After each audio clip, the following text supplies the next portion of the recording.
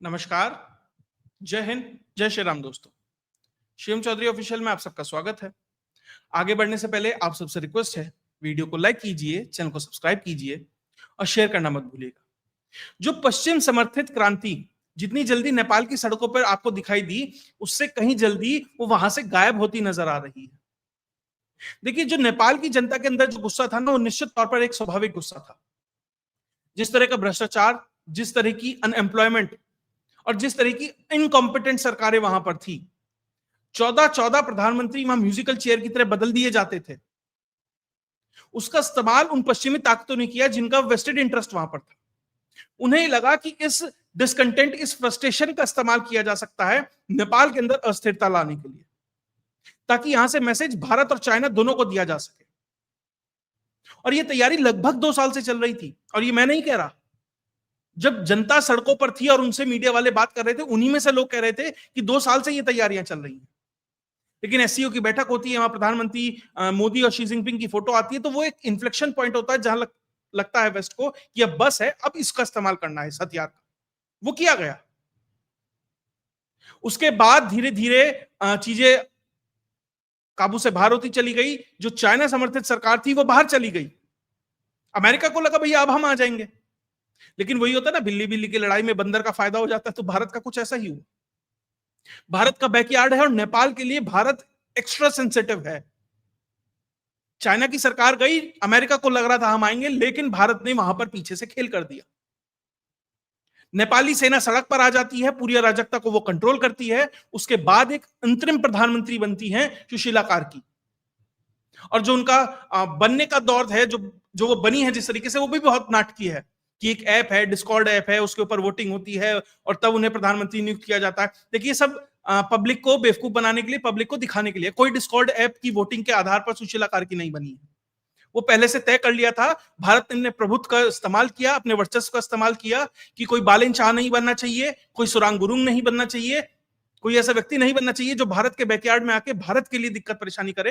तो भारत ने जो अवेलेबल बेस्ट ऑप्शन था, उसमें से किस तरीके से अपनी चीजों को असर्ट किया जा सकता है, वो सुशीला कार्की के माध्यम से किया। ये डिस्कॉर्ड ऐप की वोटिंग, ये सब इसलिए दिखाने के लिए था कि भैया पब्लिक को कुछ बेचना भी तो है। देखिए, साफ है कि भारत अपने इंटरेस्ट सुरक्षित रखेगा और करना भी चाहिए।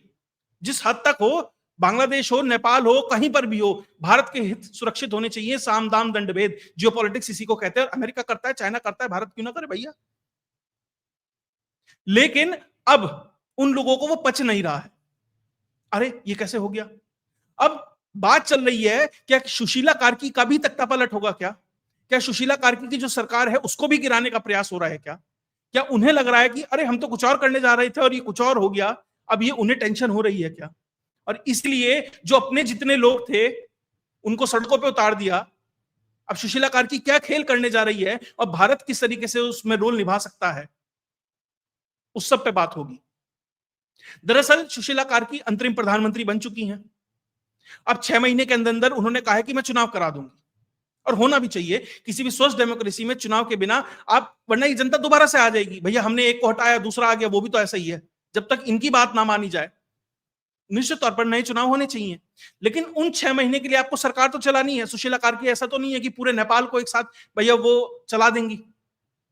तो उन्होंने अपना कैबिनेट एक्सपेंशन किया और कहा ही जा रहा है कि बड़ा कैबिनेट एक्सपेंशन होना था, लेकिन बहुत चीजें सॉर्ट आउट नहीं हो पाई, बहुत सारी चीजों पे व्यवस्था नहीं बन पाई। तो 3 मंत्री उन्होंने बनाए। पहले मंत्री हैं कुलमान घिसिंग, वो ऊर्जा मंत्री उन्हें बनाया गया।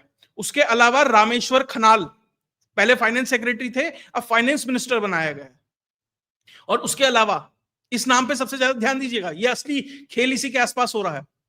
जो तीसरा नाम है वो है ओम प्रकाश आर्यल। इन्हें होम मिनिस्टर बनाया गया है और इन्हें साथ ही साथ लॉ मिनिस्ट्री भी दी गई है। 2-2 मंत्रालय दिए गए हैं। ये पहले एडवोकेट थे।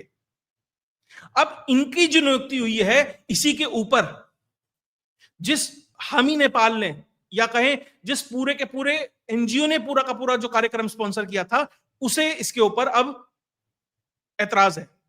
वो ये कह रहा है कि नहीं नहीं नहीं, ओम प्रकाश आर्यल नहीं बनना चाहिए। दरअसल ओम प्रकाश ने खेल कैसे किया, ये मध्यस्थ थे। ये इन्हीं की तरफ से गए कि भैया हम तुम्हारी बात करने जा रहा हूं, मैं सुशीला कार्की से कौन कौन होना चाहिए और तुम्हारा मैसेज लेके मैं वहां पहुंचूंगा। भाई साहब अंदर गए, अंदर जाते इन्होंने खेल कर दिया। ये उनकी जगह मध्यस्थ बनने गए थे और ये खुद ही वहां पर जाकर होम मिनिस्टर और लॉ मिनिस्टर बन गए। अब ये उनकी तरफ से गए थे या उन्हें ऐसा जानबूझ के उस हमी नेपाल की तरफ भी किसी ने प्लांट कर दिया था कि भैया हाँ हाँ मैं तुम्हारे साथ हूं, तुम्हारी बात करने जा रहा हूं, अंदर जाके खुद ही खेल करिया है। जो भी है, देखिए राजनीति ऐसे ही चलती है, जियोपॉलिटिक्स ऐसे ही चलती है। और जॉली LLB 2 किसी ने मूवी देखी होगी तो उसमें अक्षय कुमार कहता है फीस लेने के बाद कि जो वकील फीस वापस कर दे वो वकील कहीं का। तो भैया जो राजनेता और खासकर जो वकील हो, अगर वो कुर्सी उसे मिल जाए और वापस कर दे तो वो कहें का। तो अब ये माना जा रहा है कि जो प्रधानमंत्री और बाकी के 3 मंत्री हैं, कहीं ना कहीं भारत की तरफ थोड़ी सी उनकी लीनिंग है और यहीं से असली दिक्कत शुरू हो जाती है। और जिस हामी नेपाल ने, जिस सुरांग गुरुंग ने पूरा का पूरा फंड किया था 12 NGOs के साथ मिलकर, उसे दिक्कत हो रही है। कारण क्या है, जो ये ओम प्रकाश साहब है ये बने हैं होम मिनिस्टर। अब इनके पास सारी पुलिस, हमारे अमित शाह है ना, बिल्कुल समकक्ष उनके वो बने हैं, तो इनके हाथ में पुलिस होगी, सब कुछ होगा। तो कहां कहां कौन कौन साजिश करता है, कौन किस तरीके से अस्थिर कर सकता है चीजों को, भैया इनके पास डंडा है, अभी उसका इस्तेमाल करेंगे तो इन्हें दिक्कत होगी। तो यही हामी नेपाल वाले अब परेशान हो रहे हैं। तो जो हामी नेपाल का सुरांग गुरुंग है वो ये कह रहा है कि भैया इसे हटाओ, इसकी बात नहीं चलेगी, हम इसे नहीं मानेंगे। अगर ऐसा होता है, ये बना रहता है, ये नहीं हटता है, तो हमने ही तो ये तख्ता पलट करवाया था, हमने ही तो ये सरकार गिरवाई थी, हमने ही तो सुशीला कार्की को बनवाया है। साहब तुम्हें लगता है कि सुशीला कार्की को तुमने बनवाया है? तुमने आंदोलन कराया होगा, सरकार पुरानी गिराई होगी। ये कैसे होता है पीछे, तुम 20, 22, 25 साल, 30 साल के छोटे छोटे लौंडे हो, जितने जितने साल से राजनीति चल रही है ना इस रीजन में, तब तुम पैदा भी नहीं हुए थे। वो 34 साल का बालेन शाह और इस तरह के लोग, इन्हें खुद नहीं पता है कि इनका इस्तेमाल हो रहा है और वहां खेल होता है, सुशीला कार्की बनती है। अब इन्हें, और यही वो व्यक्ति है सुरांग गुरुंग जिसने जाकर पैर छुए थे कि हाँ ठीक है मैं सपोर्ट करता हूं सुशीला कार्की को। यही बालेन शाह है जिसने कहा था हाँ मैं सपोर्ट करता हूं सुशीला कार्की को। अब इन्हें लग रहा है कि चीजें हाथ से निकल गई, भाई मंत्रिमंडल में हमारे आदमी नहीं आ रहे हैं। तो ये सुशीला कार्की के घर के जाके बाहर वहां पे आंदोलन एक तरीके से हंगामा करता है और ये कहता है, और सुशीला कार्की ने आते ही सबसे पहले क्या कहा, जो जो लोग मरे हैं सबको 10-10 लाख का कॉम्पेंसेशन है, शहीद का दर्जा है। और ये वहां जाकर, क्योंकि इसे लग रहा है अब मेरी नहीं चलेगी, 2 बार गया, दोनों बार सुशीला कार्की ने मिलने से ही मना कर दिया। टिश्यू पेपर है भैया, यूज एंड थ्रो, खत्म, यहां काम था खत्म हो गया, जाओ भैया। इन्हें समझ नहीं आ रहा है और अब परेशान है। भैया पैर भी छू लिए, अब 2 दिन के अंदर ही अगर मैं स्टैंड बदलूंगा, हम स्टैंड बदलेंगे तो जनता तो इनसे भी सवाल पूछेगी ना। यह है सुरांग गुरुंग, पहुंचा था जनता को लेकर वहां पर, जनता के 2, 4, 5, 10, 20, 50 लोगों की भीड़ होगी, पहुंच गया वहां पर, कैमरे लगवा दिए ऐसे पोज से कि भीड़ बहुत ज्यादा दिखाई दे। तो अब इन्हें समझ नहीं आ रहा कि भैया 2 दिन पहले तो हमने हाँ कर दी, अब ना कैसे करें, अब परेशान। अब बहाना ढूंढा जा रहा है ओम प्रकाश आर्यल के माध्यम से कि भैया इन्हें हटाया जाए। वो तो नहीं हट रहे, अब पब्लिक भी पूछेगी ना, भैया तुम ये फ्लिप फ्लॉप हो रहे हो, रोज स्टैंड बदल रहे हो, तो ये तो काम नहीं चलेगा। ये इनके साथ एक तरीके से धप्पा हो गया वहां पे। अब इन्हें समझ नहीं आ रहा क्या करें। दरअसल जो ये हामी नेपाल है, इसने पूरा का पूरा फंड किया था, स्पॉन्सर किया था। आप इनकी वेबसाइट के ऊपर जाएंगे, अब तो खैर इन्होंने कहा कि वेबसाइट अंडर कंस्ट्रक्शन है और अभी हम बहुत सारी डिटेल शायद हाइड कर ली गई हैं उस तरीके से। अब आप एक्सेस नहीं है जो पहले था जिन जिन नामों का, लेकिन लेके आया हूं एक्सेस। इनकी वेबसाइट पे जाएंगे तो साफ दिखाई देगा कि लगभग 2015 के आसपास ये एनजीओ बनी थी कि जो डिजास्टर आ रहा है, ये सब आ रहा है, वो आ रहा है, नेपाल के अंदर दिक्कत परेशानियां है, उसके लिए हम काम करेंगे। देखिए इकोसिस्टम इसी तरीके से काम करता है। आप एनजीओ बनाते हैं, देखिए किसी भी आंदोलन को करने के लिए, किसी भी अस्थिरता को करने के लिए आपको कई सारे फैक्टर चाहिए। आपको पैसा चाहिए, आपको पब्लिक चाहिए, आपको नेता चाहिए, आपको कम्युनिकेशंस चाहिए, बैकग्राउंड काम करने वाला होना चाहिए। तो ऐसी एनजीओ का इस्तेमाल किया जाता है पैसा और पब्लिक को इकट्ठा करने के लिए। इसके साथ 12 एनजीओ और थी। तो इस हामी नेपाल ने अब तक, जो इसकी ऑफिशियल फिगर है, ऑफिशियल बता रहा हूं, अनऑफिशियल तो छोड़ दीजिए, लगभग 55 करोड़ रुपए अब तक ये रिसीव कर चुका है और मात्र 19 करोड़ रुपए खर्च हुए हैं। यानी कि लगभग अब भी 36-37 करोड़ रुपए इनके पास है।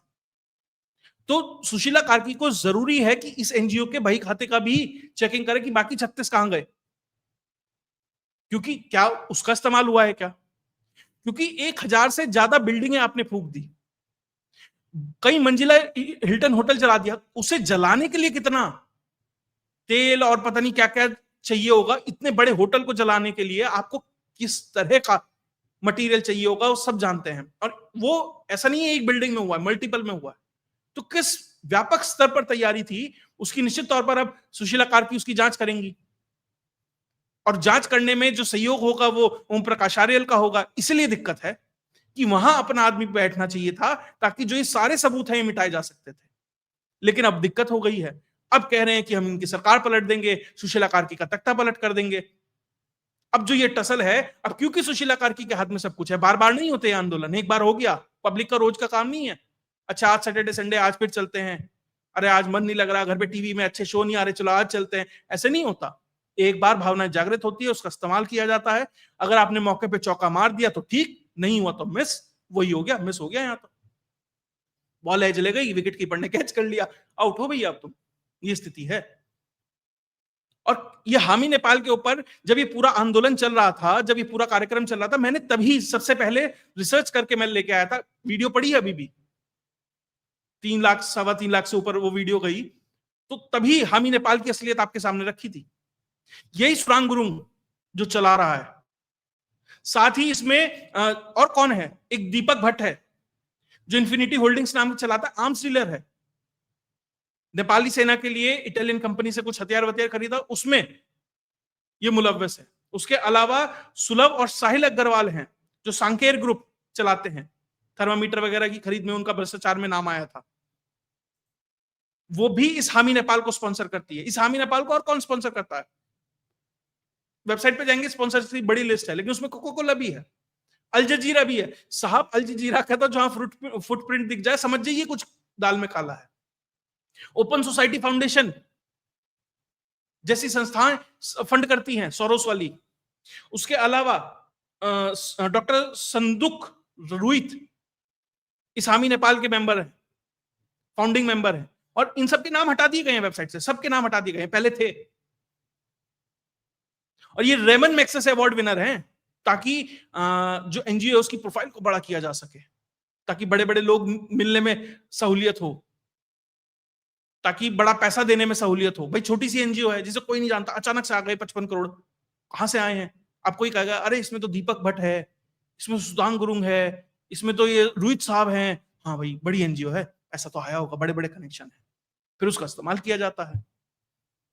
लेकिन उन्होंने क्या किया, इस्तेमाल किया, सब कुछ किया, लेकिन बीच में कच्चा कोई और दे गया, इन्हें समझ नहीं आया। देखिए भारत नेपाल के अंदर प्रभुत्व रखता है, और सब छोड़ दीजिए, कंट्रीज एक बार को भारत छोड़ देगा, लेकिन नेपाल को भारत नहीं छोड़ सकता है।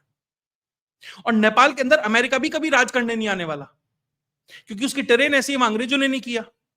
तराई का क्षेत्र है, नीचे का क्षेत्र है, उसमें भोजपुरी और भारतीय इंफ्लुएंस है। पहाड़ी इलाका टेरेन इतना मुश्किल है, वहां अमेरिका जा नहीं सकता है। वो इंस्टेबिलिटी जरूर चाहता है इसके अंदर, भारत वो इंस्टेबिलिटी नहीं होने देगा, ये भारत की प्रायोरिटी है, क्योंकि ओपन पोरस बॉर्डर्स हैं, कल्चरली टाई बहुत अच्छे हैं, वो सब चीजों को देखते हुए।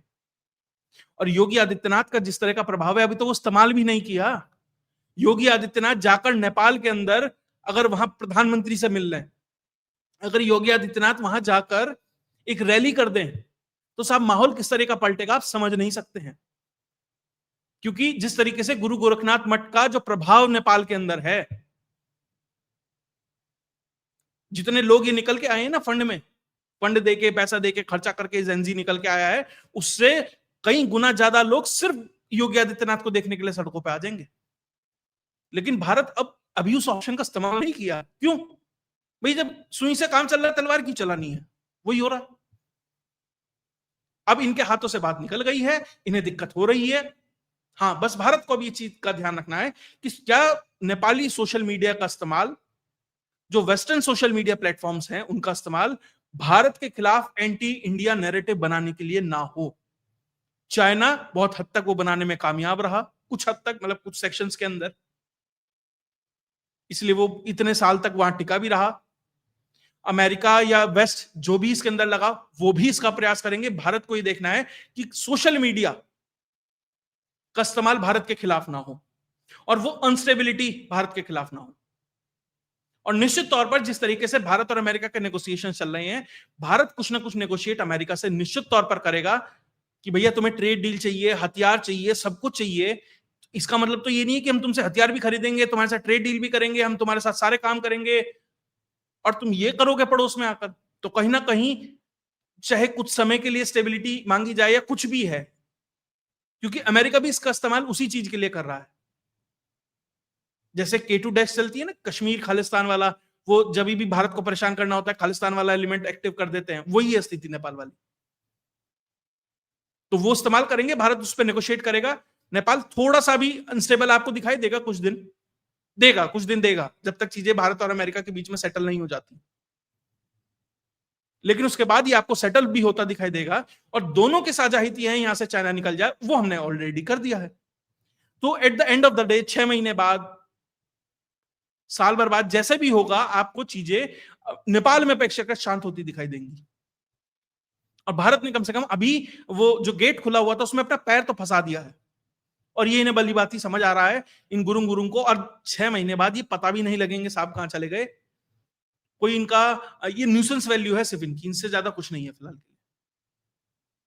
इसलिए प्रधानमंत्री 3-3 भाषाओं में ट्वीट नहीं करते हैं, इसलिए मणिपुर से नेपाल के लिए नहीं बोलते हैं, कुछ तो है। इसीलिए बांग्लादेश के लिए नहीं हुई थी, नेपाल के लिए उसी दिन CCS की बैठक होती है। नेपाल बहुत इंपॉर्टेंट है भारत के लिए, ऐसे ही नहीं छोड़ेगा।